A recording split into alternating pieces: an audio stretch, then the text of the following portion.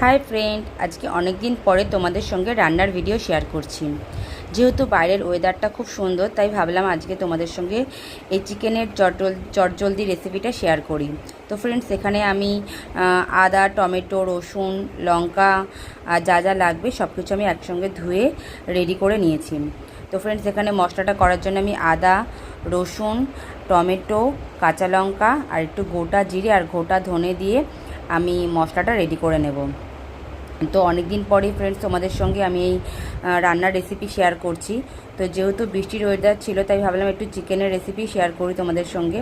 আর ফ্রিজে অল্প একটু চিকেন ছিল, তাই সেটাই তোমাদের সঙ্গে শেয়ার করছি। তো খুব তাড়াতাড়ি চিকেনটাকে রেডি করার জন্য আমি মশলাটাকে একসঙ্গে মিক্সিতে পেস্ট করে নিয়েছি। তোমরা চাইলে আলাদা করেও পেস্ট করতে পারো। তারপর এখানে কড়াইটায় আমি তেল দিয়ে গরম করে নিয়েছিলাম। তারপর এর মধ্যে আমি আলু একটু হালকা ভেজে নিই। তার মধ্যে আমি নুন আর হলুদ দিয়ে ভালো করে ভেজে আমি আলুগুলোকে তুলে নিচ্ছি। তারপরে আমি আবার একটু সর্ষের তেল দিয়ে তার মধ্যে একটু চিনি দিলাম, যাতে কালারটা ভালো আসে। তারপরে মধ্যে রসুন কুচি, শুকনো লঙ্কা আর গোটা গরম মশলা ফোড়ন দিয়ে ভালো করে নাড়াচাড়া দিয়ে পেঁয়াজ কুচি দিয়ে দিয়েছি। ফ্রেন্ডস, তোমরা এরকমভাবে রান্না করবে, দেখবে চিকেনটা খেতে খুব ভালো লাগবে আর খুব তাড়াতাড়ি হয়ে যাবে। আর তার মধ্যে আমি একটু টমেটো কুচি দিয়ে দিয়েছি।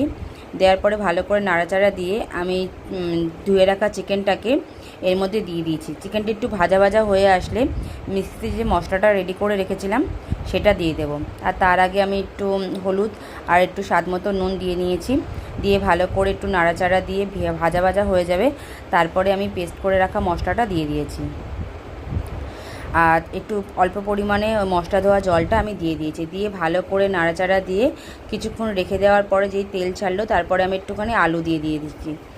আলুটা দিয়ে দেওয়ার পরে ভালো করে নাড়াচাড়া করে মাংসটা যে একটু জলটা টেনে নিয়েছে, তারপর আমি একটু উষ্ণ গরম জল দিয়ে কিছুক্ষণ নাড়াচাড়া করে আমি এখানে 2-3টে কাঁচা লঙ্কা দিয়ে ঢেকে দিয়েছি।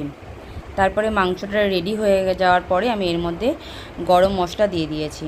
তো খুব তাড়াতাড়ি মাংসটা রেডি হয়ে গেছে। তোমরা চাইলে এরকমভাবে মাংসটা রেডি করে নিতে পারো। তো খেতে খুবই ভালো লাগে আর খুব একটা বেশি উপকরণ লাগেও না। তারপরে আমি একটা প্লেটের মধ্যে এখানে ভাতটা বেড়ে একটু ডেকোরেশন করার জন্য একটু করলাম। তো ফ্রেন্ডস, তোমাদের যদি আমার এই ভিডিওটা ভালো লেগে থাকে, অবশ্যই আমার চ্যানেলটাকে সাবস্ক্রাইব করে দিও আর কমেন্ট করে জানিও আমার এই ভিডিওটা তোমাদের কেমন লাগলো।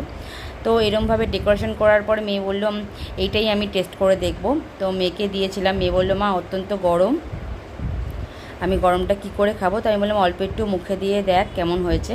তো অল্প একটু মুখে দেওয়ার পরে ও বললো, মাম্মা ভালো হয়েছে, কিন্তু প্রচণ্ড গরম, তাই আমি খেতে পাচ্ছিলাম না। বললাম ঠিক আছে।